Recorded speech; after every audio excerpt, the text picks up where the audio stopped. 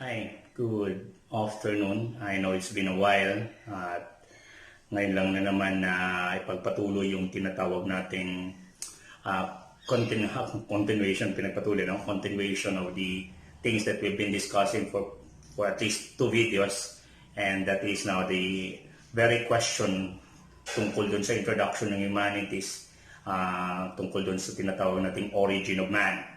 Because as what I've been discussing for the past two videos, we need to concentrate first on identifying the very origin of man in order for us to appreciate more the course Jet 8 or yung arts appreciation. And from the previous videos, ang na-discuss na natin are the three main theories concerning the origin of man, starting from your so-called or our so-called divine theory of creation, followed by the mythical and legendary theory for the origin of man. And the third one is what we identify as the scientific theory or the general theory of selection of species, or yung tinatawag nating scientific theory of evolution. Ano po? General theory on scientific evolution. Pero what we will be having now is still a part of the general theory on evolution, but it is more on the presentation by Charles Darwin. Ibig sabihin, ito yung version ni Darwin, which is more on a shortcut presentation. Kasi sa tingin ni Darwin, the best thing to present the theory on evolution is actually making a bit of a shortcut, starting not on the microorganism but more on the nearest, sabi niya nga, the nearest cousin of man, which is the ape. In Filipino, popular ito sa tinatawag nating unggoy. Though technically there are a lot of species concerning ape, concerning the unggoy, but then i-generalize na lang natin kasi basic lang naman ang gusto nating malaman kung saan ba talaga nagmula ang tao under the perception or under the presentation of Charles Darwin.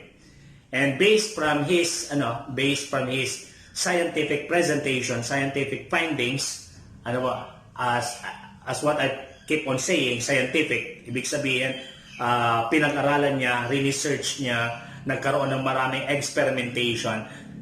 Sabi niya, ang tao ay nagmula sa tinatawag nating ape. Doon na yung pinakamalapit na presentation. To give you a little backgrounder kung bakit, kasi sabi ni Darwin, mahirap ipapaniwala sa tao. Mahirap. It is so difficult na ibigay sa tao yung idea na nagmula siya sa bacteria, na nagmula siya sa microorganism. Darwin had that kind of sabihin na natin, that kind of belief during his time. Why? Because the time when Darwin presented this theory, it is to be noted that there is still an existing battle between, not actually literal battle, but there is still a conflict between religion and science. Nagkakaroon pa ng matinding salpukan ang religion tsaka science in terms of who to believe in. Ibig sabihin, alin ba talagang paniniwalaan natin? The theory of religion or the theory of science? But during such era, mas powerful pa yung religion. Hindi ko sinasabi hindi na powerful ang religion sa ngayon, but then mas namamayagpag yung belief with regards to religion compared to the new, sabihin na natin, new ideas, new concept being presented by no less than science. Yung sinasabi na nga nating scientific theories. And then, sabi ni Darwin, kung sisimulan pa talaga natin ito doon sa bacteria, we will still be identifying the species from the microorganism going to the primate or going to the ape.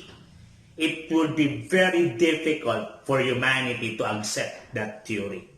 Or for humanity to acknowledge such theory. So, paano ba ginawa yun ni Darwin? Paano ba ginawa? There are a lot of kwento, ano? There are a lot of kwento. There are a lot of stories regarding how Darwin presented the theory. Marami. Ano pa? And it is also to be noted, ano, na hindi lang po si Darwin, ano, hindi lang si Darwin ang nag-present ng ganitong klase ng theory. At hindi lang si Darwin yung nauna tungkol dito sa theory ito. Marami sila, marami. Maraming scientists, maraming intellectuals ang nakakaalam na nitong theory or gustong i-present itong theory. Or even nag-present na ng theory.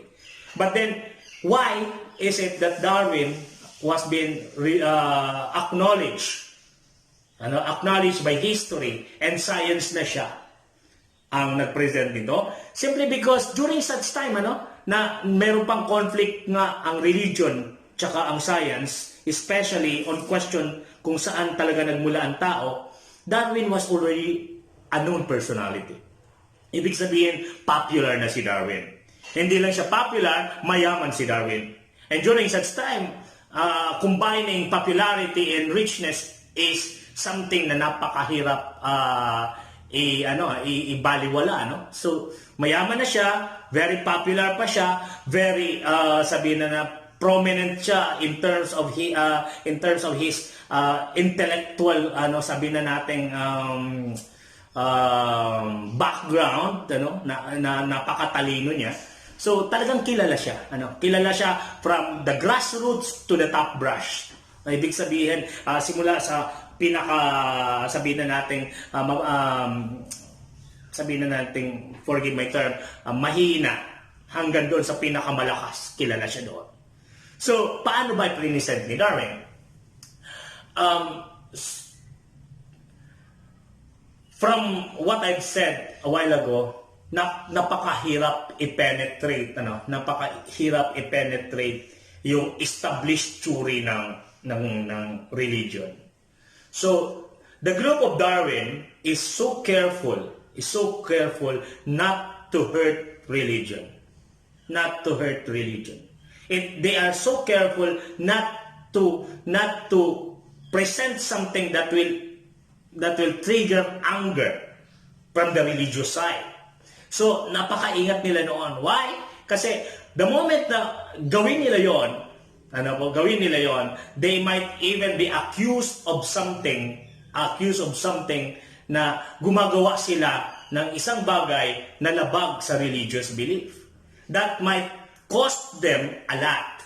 Why a lot? Kasi noon, pag napatunayan kang kumukontra ka sa religion, you might be, hindi naman sa kumukontra ka sa religion, gumagawa ka ng mga bagay-bagay na hindi pa tanggap ng religion at it is more scientific, more, sabihin na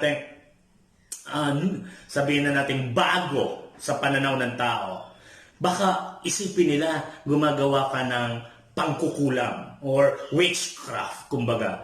That might lead to your death. Why? Because once you are convicted of witchcraft or pangkukulam or something na hindi naiintindihan ng karamihan, dahil ito ay alinsunod na sa science, ang feeling ng iba, ito ay ginagawa mo na merong tulong ang demonyo. So therefore, nakakatawa mang isipin, but that is a part of human transition of knowledge, of sabihin na natin, of wisdom. Diyan na nahubog yung katalinuhan ng tao. Kaya hindi natin pwedeng husgahan sila kung ganun man ang pananaw nila. Because during such time, ang feeling nila yun ang tama. So ingat na ingat sina Darwin, bakit baka kami mapagkamalang demonyo or nagpa-practice ng witchcraft at ipasunog kami ng buhay. Kasi yun yung ipapataw na kaparusahan, na the moment na malamang kang nagpa-practice ng scientific experiments, you might be accused of witchcraft. So paano ipipresent ni Darwin yung kanilang theory? So one very popular at gustong-gusto kong kwento rito is sabi doon sa kwento, no, Darwin and his group sponsored a feast, a party for selected members of the society, from the clergy and from the religious side, the clergy, the bishops were invited, same as the intellectuals, same as the rich people of the society, same as the sabihin na nating practitioners of science, and ordinary people na pinili nila na dapat present doon sa party. Ordinary, common people na nandoon. Why? Because Darwin wants these people to witness something. At ano yun? Yung party is just a camouflage of a scene na gusto nilang palabasin. Kasi doon sa party, Darwin and his group plans to present something in front of this sabihin na natin, this group of people na iba-iba yung pinagmulan, iba-iba yung levels of society. So ano yun? Before the party, Darwin and his group gathered some specimen para i-present. At ano itong mga ito? They technically will present skeletons of apes na kinuha nila. These are mature ape na ang size ng kanilang skeleton is malaki na, almost the size of man, para nakakaparehas na sa tao. Kumuha sila ng dalawang ganon, they clean it up, they remove everything hanggang sa makita yung skeleton nila. In a layman's term, yung kalansay na yun ay kung sa ordinaryong tao, kalansay lang siya. So, why? Because Darwin wanted to present a skeleton that is to be compared to a human skeleton. So, dalawang skeleton ang present niya. Pero ang ilinabas niya yung skeleton ay parehas na skeleton ng ape. Ang ginawa lang niya, tinanggal niya yung tailbone nung isa at yung isa nandun pa rin. So, as how the story is presented, pinakita niya or ng grupo niya yung skeleton na yun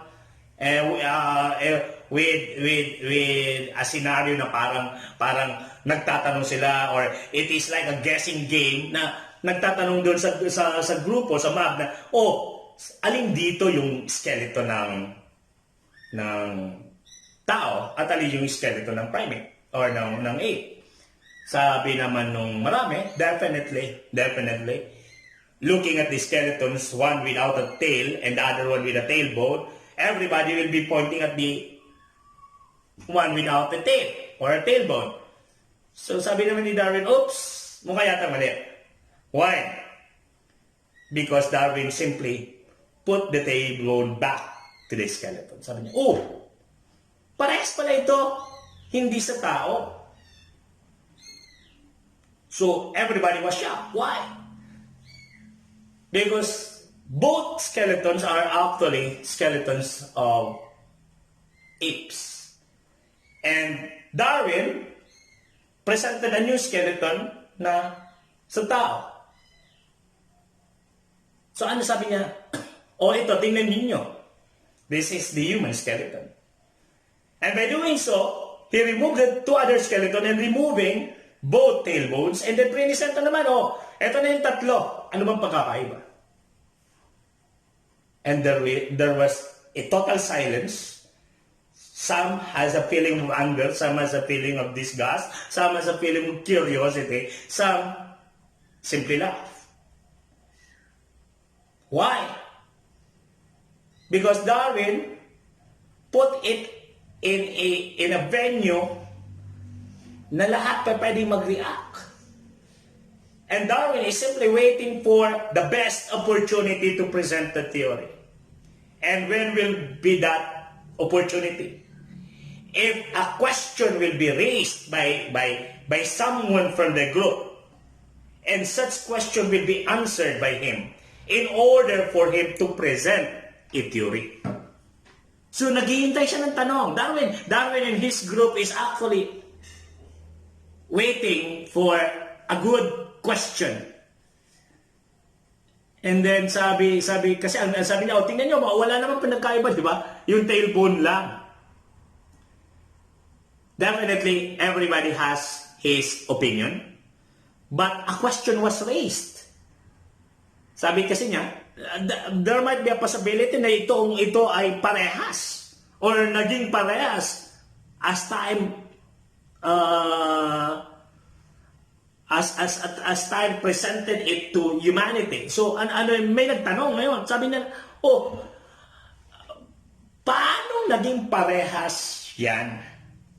Paano mo masasabi na yung ape ay naging tao? Na it is so visible that apes has tail. And if we will be putting back the flesh, it is so different because that ape has fur. At kung pag-uusapan natin paano yung sabihin na natin mental capacity, yung behavior, at yung morality, lalayo. Pero sabi ni Darwin, let's talk only about physical. Why? Because this is a product of transition. This is a product of what he is now presenting is evolution. So, Darwin find that opportunity to answer the question. So sabi niya, gusto niyo sagutin ko yan? Gusto niyo sagutin ko kung paano nawala yung tail, paano nawala yung fur, at paano siya naging tao? Slowly, gradually through time. Kasi, as Darwin presented it, sabi niya, basically,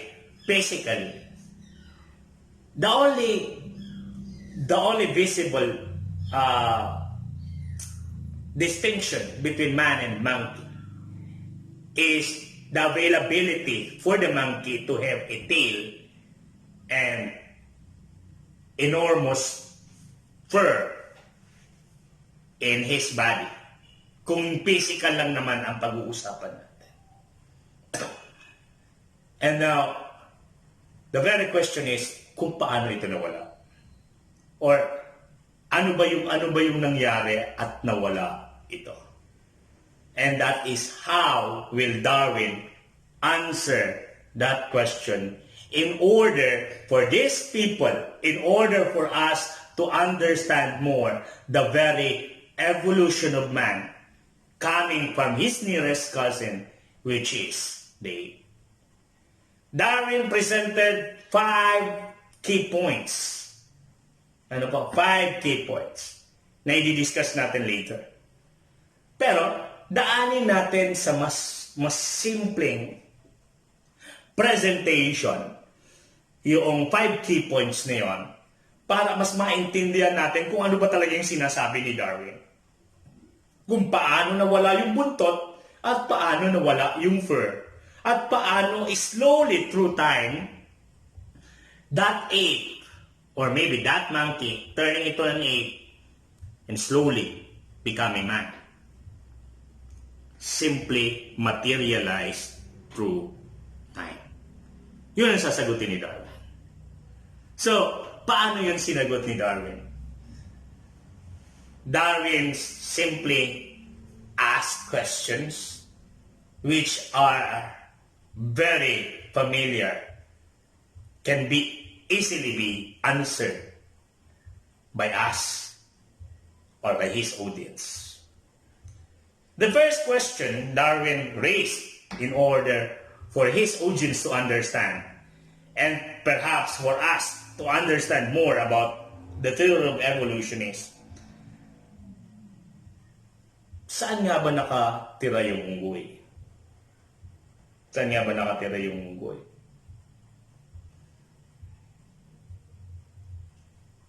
Basically, an ordinary person will be telling, oh, sa forest siya nakatira, nakatira siya sa wild, ano pa. But then, if we will be going with a specific, sasabihin natin, nakatira siya sa punong kahoy. That monkey that ate is simply residing or taking shelter in what we call a tree. Ano? Diyan siya talaga tumitira sa puno Sa puno. But let us put it in a prehistoric setting. Ibig sabihin, ang pag-usapan natin yung tree, yung gubat, yung wild na yon, na hindi sa ngayon. It should be presented in a time na prehistoric. So ano ibig sabihin? Assuming that this monkey exists during the prehistoric time, which it does, anong klaseng tree ba yung pinag-uusapan natin dito? Is it the type of tree na meron tayo sa ngayon? Maybe 30 feet, 40 feet, 50 feet? Century-old tree na sabihin na natin mga 80 to 100 feet. Ano po? It might be that type of tree, but it might be bigger than that tree. Why? Because that is the prehistoric trees. Na kung titingnan natin, ladies and gentlemen, let us leave Darwin for a while. Ang pinag-uusapan, ang pinapamukha dito kasi ni Darwin is yung napakalaking tree nung prehistoric time na pwede nyo kung nanood kayo ng pelikulang Avatar, yun yung tree na sinasabi niya na sobrang taas, sobrang laki nung tree niyon. It is a huge, gigantic, enormous tree. Or trees. Trees. Why? Because for Darwin, it is not just a home for that monkey. It is not just a refuge for that monkey. That tree or those trees, during the prehistoric time is simply the habitat of the monkey. So, doon nakatira yung mga monkeys, doon nakatira yung sinasabi na, doon dati nakatira yung sinasabi nating monkeys na naging ape na naging tao na. Later, Bakit doon siya nakatira? Because during such time, that monkey is still a weaker species. Weaker species. Why weaker? Because physically, that monkey is weak. And in order to survive, that monkey needs to have a good protection. And for that monkey, the best protection in order to preserve himself is actually on top of that tree. Why? Because he is capable of surviving on that tree. Because that tree provides him the very habitat that he needs. It is not purely a shelter. It is already a habitat. A habitat that will provide protection, food, food, shelter, a venue for procreation, a venue for recreation, even a venue for education for that monkey. Kung titingnan na natin yung psychological and intellectual capacity niya, dun siya natuto. Lahat. So, anong ibig sabihin? That tree is now a habitat per se because it gives the monkey the very necessity. The needs na kailangan niya. Ibig sabihin, that habitat that is the tree gives him the very chance of surviving or survival na ipinapataw sa kanya nung panahon na yon. So anong nangyari? So the basic needs are answered by that very habitat. which is the three. Food, shelter, protection, procreation, and recreation. Procreation and recreation. Maybe sasamahan natin ng konti yung education, maybe. Nakakatuwa, no? Why? Kasi kung titingnan mo, yung basic needs ng monkey doon sa tree, yun na rin yung basic needs natin sa ngayon. Why? Ngayon, ang basic needs natin is food, shelter, clothing, education, food, shelter, clothing, education, health, and lastly, dinidiscuss natin to sa college, hindi lang 5 basic needs sa college, ay merong 6 basic needs ang tao. And what is the sixth one? It is sex. Food, shelter, clothing, education, health, and sex. Ito yung sa ngayon. Pero nung kapanahon ng mga monkey, nandun na rin yung food. Nandun na rin yung shelter. Nandun na yung shelter, yun din yung kanyang protection. Nandun yung procreation, which is sex. Nandun yung recreation that goes with